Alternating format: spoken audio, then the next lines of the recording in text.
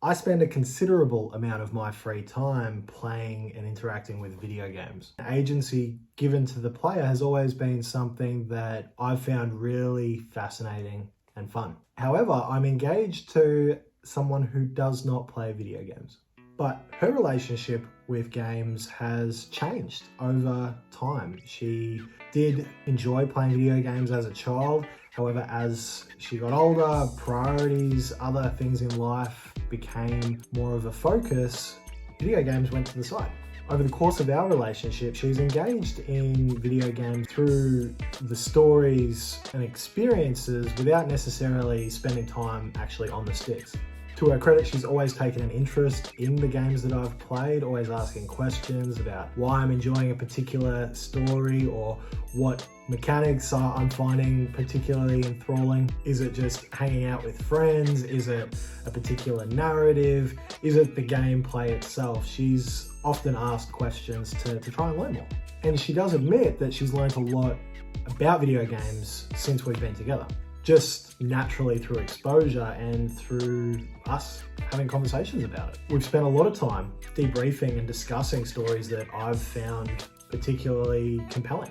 We've discussed some of the performances. The soundtracks are also something that, while she might be off in a different room doing something, she'll often comment, "Hey, that sounds really cool." So today I'd like to take you through the ways that she's participated in my favorite hobby while not necessarily picking up a controller. Early in our relationship, I encouraged her to give The Last of Us a try. Given that it's a story that I absolutely adore, I knew that she would find the narrative quite engaging and entertaining, and thought to myself, it's not overly difficult when you scale down the difficulty settings. It's fairly linear. There's not many ways that you can get lost as a player. But I did so without recognizing some of the difficulties that games present themselves by simply moving throughout their world. While it's definitely a more linear experience, the way in which you move through the environment and interact with its many obstacles were things I completely took for granted. We didn't get through it.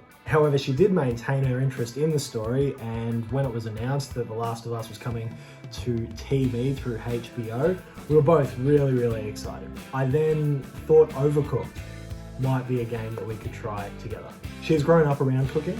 She loves learning and trialing new recipes, and comes from a family who, compared to mine, are Michelin star chefs. I find cooking to be stressful, anxiety-inducing, and really quite difficult. And funnily enough, playing video games brings out the same kinds of emotions for her. One of these skill sets is far more practical in the real world, but we're not going to get into that.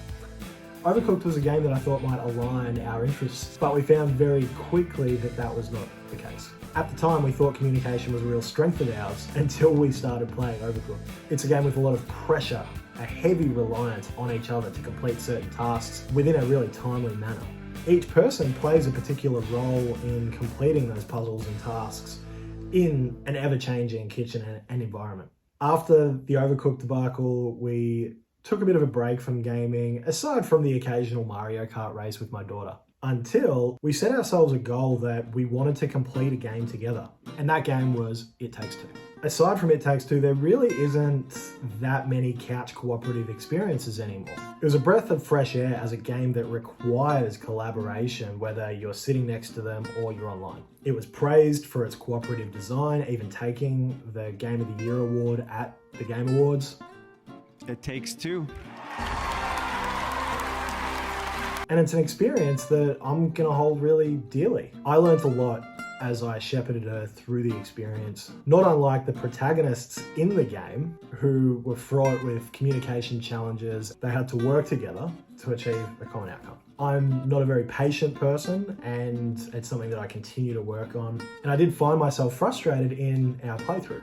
Often I would rush ahead and I wouldn't realize that something that I found really quite straightforward and simple was causing her challenges, moving her character throughout the environment and also controlling the camera with a second stick. Rushing ahead just added additional pressure and anxiety on an experience that was already really quite challenging for her. We had to come together and relied on each other to complete certain bosses, puzzles, and we really needed each other's skill sets in order to continue to progress. Looking back, I can see that I definitely needed to take a step back and empathize with the challenges of even just picking up a controller after a prolonged time away. Games have been a part of my life for as long as I can remember. I treat gaming as an outlet, a way to relax, a way to unwind after a busy day at work or the responsibilities of adulthood and fatherhood.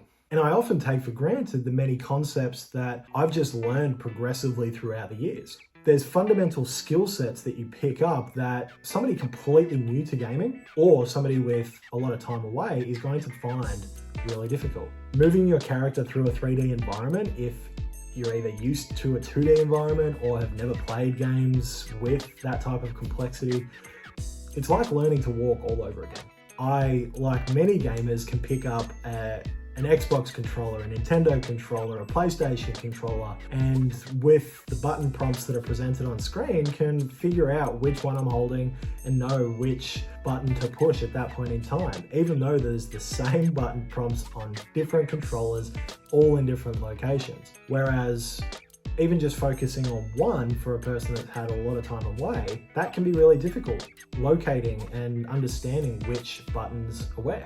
There are a number of genres that are a little bit more accessible. Walking simulators, graphic novel style games, even turn-based role-playing games can have a lot of complexity but simplified controls with less of a time requirement, creating some of that anxiety and stress. So if you are wanting to include your significant other into video games, It Takes Two is a great one. But at the same time, it may not be the only way to introduce them to your favorite hobby. While we completed It Takes Two and that was a fantastic experience, it's not something that she wants to continue to do every single week or even every single month. But there's other ways to experience video games that isn't necessarily by picking up a controller. I often debrief my experiences with her, and again, she always asks a lot of questions to understand what I've found particularly engaging with particular performances and narratives.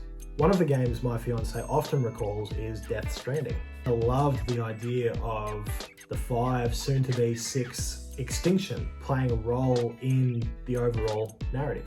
But the thing that really stood out for her was its soundtrack. Low Roar and the Death Stranding soundtrack have been a mainstay on her Spotify playlist for years at this point. She continues to use it while working, which gives her a real cozy Scandinavian vibe, and she feels that it gives her a lot of focus and alignment while completing tasks at work. In the game, it provides the exact same experience to the player. The jobs you're undertaking aren't overly exciting, but trekking through challenging environments and landscapes as a sci-fi delivery man, the emotion that's delivered through its incredible soundtrack is one that will stand the test of time. So to summarize, don't just throw them into the deep end. If you, like me, are interested in bringing your significant other along your gaming journey and sharing the love of your hobby with somebody that may not be as familiar with games, there's many ways to do it. Explore co-op adventures where you can bring them along the journey with you. I can highly recommend It Takes Two as a great way to start that journey. Debrief stories that you find particularly engaging.